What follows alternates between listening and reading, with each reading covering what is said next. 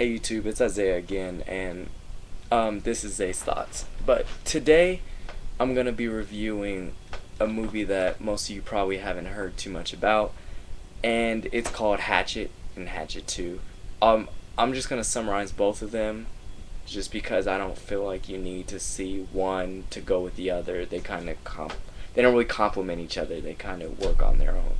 But the basic plot of this movie is about a deformed kid. His name is Victor Crowley, and he's played by Kane Hodder, who, if you don't know, he played Jason in all the Friday the 13th and Jason movies for the past like 10 years. And when I can't remember the studio, but when they made Friday the 13th, the remake, the newest one that's out, they didn't cast Kane Hodder in this movie, which he was very upset with because he had always wanted to be in this role, and when, they're remaking the role that he had been playing for so long, it upset him that they didn't put him in this movie.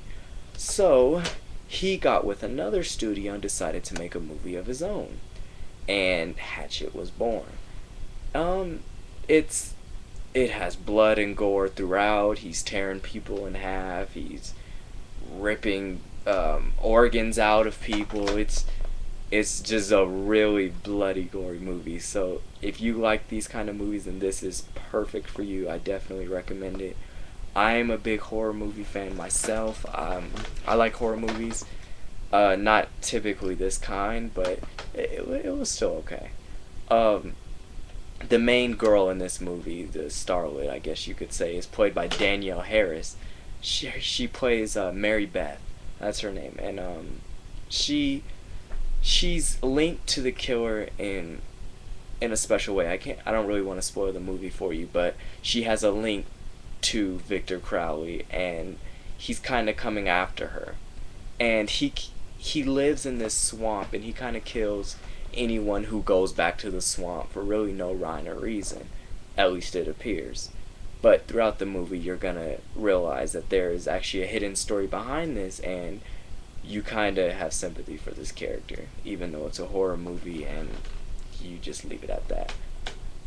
Now, the sequel to this movie this is where it kind of drops off a little bit. It wasn't very good. They kind of relied on the blood and guts that I talked about earlier.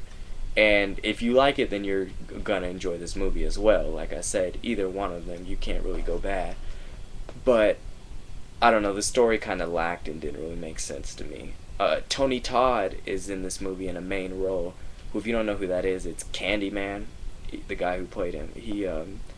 He's a tour guide who he provides tour around this haunted swamp because, of course, people want to go see for themselves if this guy is real. But what happens is too many people start believing the story and they stop going on his tour. So he has to actually go to the swamp and prove that there's no Victor Crowley ghost, and that's what the second movie centers around.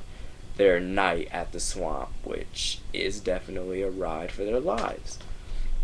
But overall, these movies, you know what you're getting when you watch a horror movie like this. It's not going to be great. You're not going to see any Oscar award winning acting.